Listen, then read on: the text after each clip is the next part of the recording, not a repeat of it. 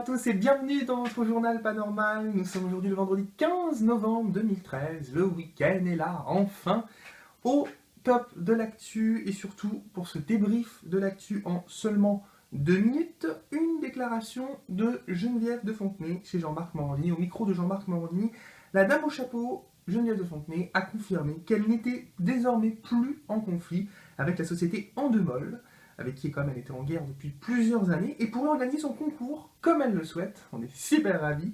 Faut dire que Madame de Fontenay a laissé beaucoup d'argent dans ce combat.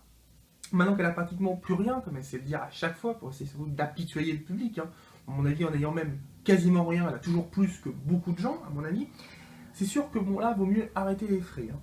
Elle dit que ce ne sont que des concours de Miss. Et oui, ce sont peut-être que des concours de Miss, mais à une époque, elle combattait comme si c'était vraiment sa raison de vivre. Et maintenant, hop, voilà, elle dit que ce ne sont que des concours de Miss. De Fontenay ne demande qu'une chose, finir sa vie en paix.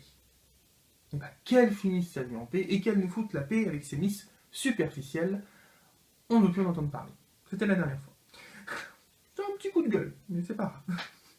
TF1 va adapter la vie de Jean-Marie Bigard dans une série produite par Gérard Louvain, un programme court en fait qui racontera la vie de sa femme Lola et de lui-même. Ils seront donc les acteurs de ce programme, hein, une sorte un petit peu de télé-réalité scénarisée, enfin, en quelque sorte, on va dire une télé-réalité scénarisée assumée, on va dire. Alors j'aime beaucoup Jean-Marie Bigard, hein.